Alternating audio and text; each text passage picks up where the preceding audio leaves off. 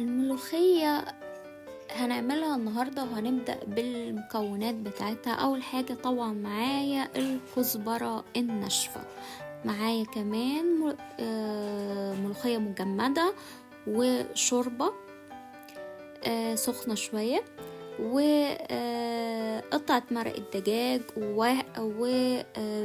وبيكربوناتو، ومعايا توم مجروش وزبدة جاموسي.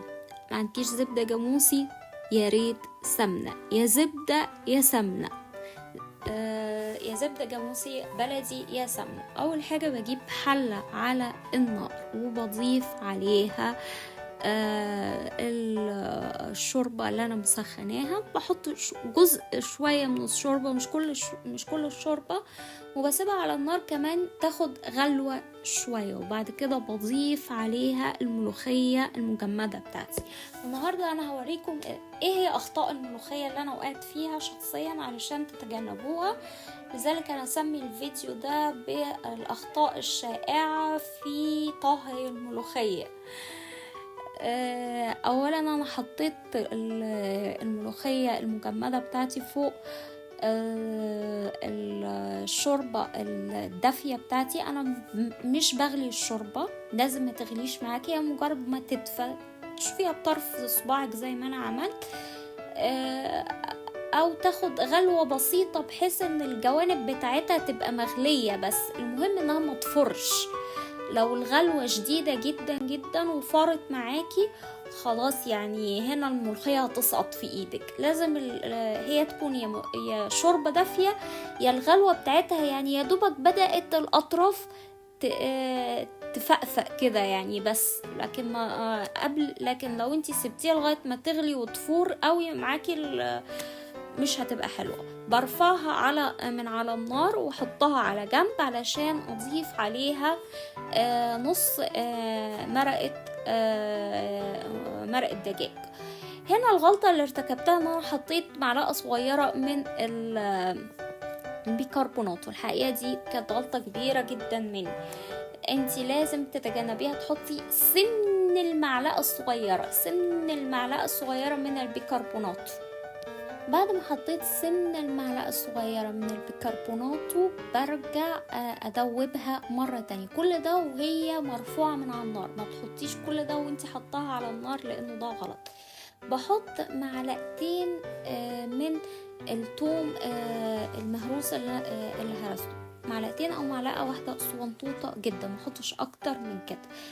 بأكد تاني على سن المعلقة الصغيرة، سن المعلقة يعني طرف المعلقة كده بتحطي بيكربونات. ولو حطيتي زيادة عن كده يعني العملية مش هتبقى طعمها حلو قوي. زي ما قلت بتدوبي الملوخية بتاعتك وتروحي مرجعها مرة تانية على النار. زي ما قلت اهم حاجة الملوخية معاكي ما تغليش. انتي بتشوفي الملوخية زي ما انا كده شايفاها بايديكي، القوام بتاعها عاجبك ولا مش عاجبك؟ لو القوام بتاعها حاسه انه تخين بتضيفي شويه شوربه. لو والقوام بتاعها يعني انا مفضلش طبعا ان احنا نحط الشوربه كلها في الاول، احنا بنحط جزء صغير من الشوربه وبنحطه فوقيه الملوخيه علشان برجع بالملوخية بتاعتي على البوتاجاز. زي ما قلت بسيبها تدفع على البوتاجاز على نار هادية جدا، شعرة نار بالظبط، هي نفس شعرة النار اللي بنستخدمها لصناعة القهوة. بجيب طاسة صغيرة علشان اعمل التقلية بتاعت الملوخية، وهنا زي ما قلت انا بستخدم الزبدة الجاموسي او السمنة. ما بستخدمش الزبدة الصفرة العادية، لا لازم استخدم زبدة بلدي او سمنة زي ما انتي عايزة، لكن ما استخدمش ابدا لا زيت ولا استخدم زبدة مش بلدي، لان طعمه برضو مش هيبقى حلو. لازم استخدم الزبدة البلدي. بجيب بقية الثوم المهروس بتاعي وبحطه فوق الزبدة بعد ما تكون بدأت تتقدح شوية.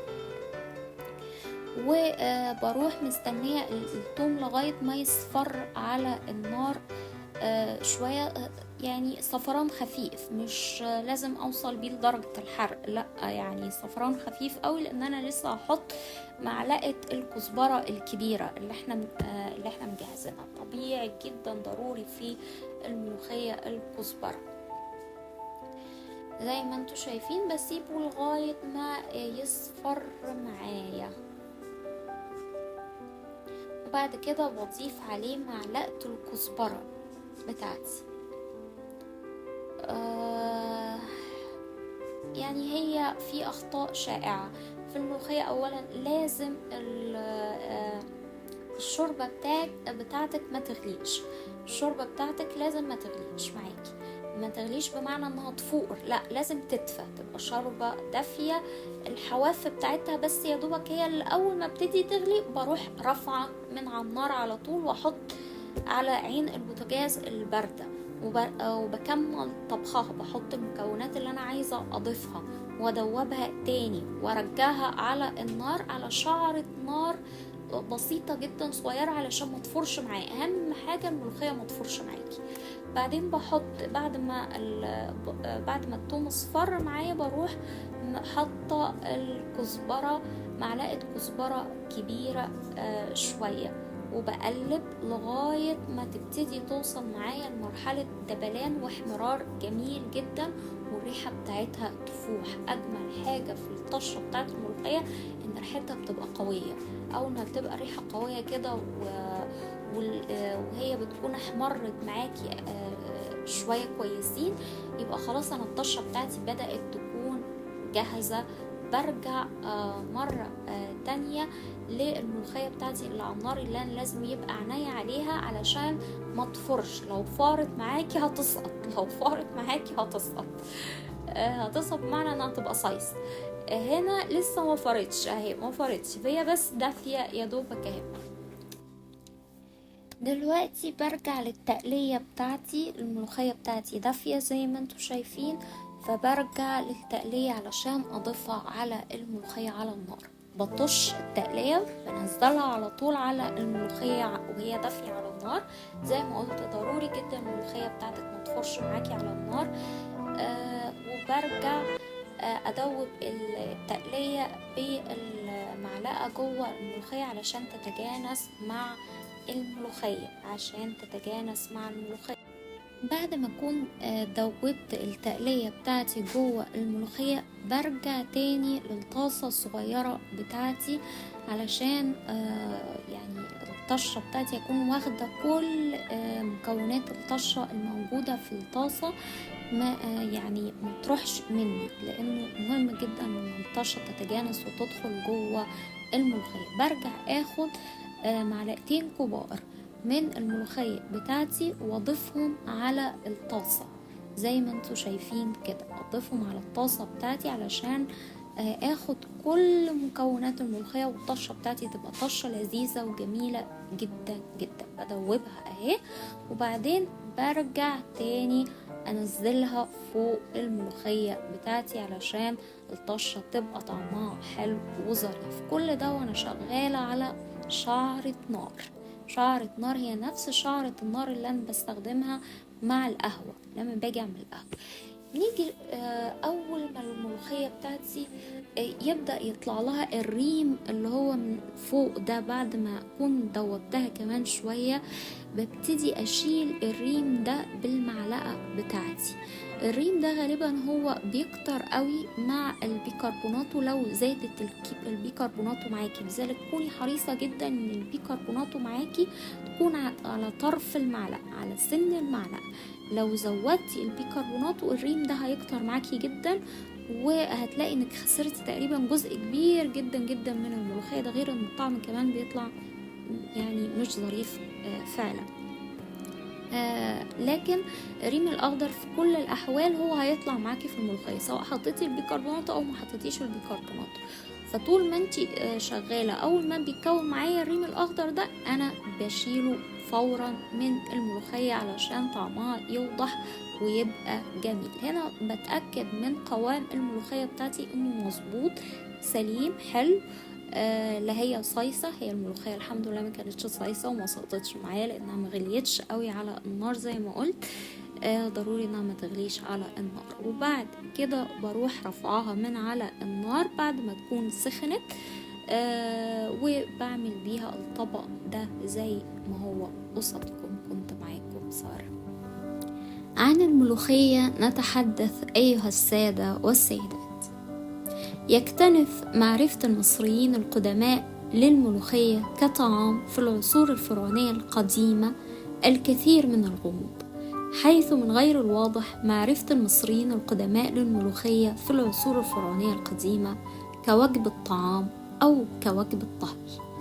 ويقترح بعض الباحثون أن اسمها كنبات كان معروف، ومن الممكن أن يكون اسمها منح أو منوح في الهيروغليفية المصرية القديمة.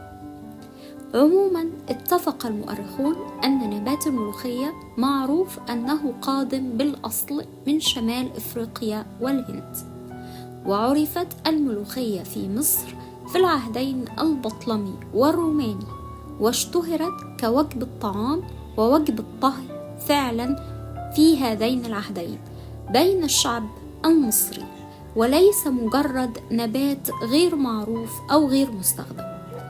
وللملوخية الكثير من القصص في العهد الفاطمي، حيث سميت بوجبة الملوك، حيث يقال أن المعز لدين الله الفاطمي تناولها كعلاج لآلام المعدة بعد أن وصفها الأطباء له كعلاج، فأمر بزراعتها في حديقة القصر، وأصدر أمرا بتحريم أكلها على الشعب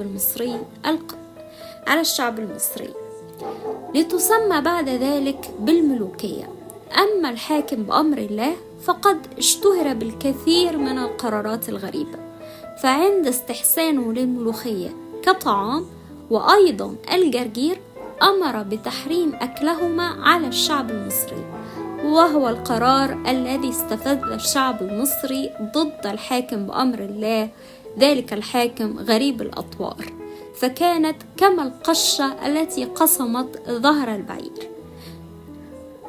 فاستمر الشعب المصري بأكل الملوخية رغما عنه حتى تراجع الحاكم بأمر الله في فرمانه، وأعاد للشعب المصري الحق في أكل الملوخية. ولكن وصلتنا طريقة طهي الملوخية بالشكل المتعارف عليه الآن من زمن محمد علي باشا الذي توسع في زراعتها نظرا لفوائدها الطبية المعروفة. وكانت هذه قصتنا عن الملوخية. سلام.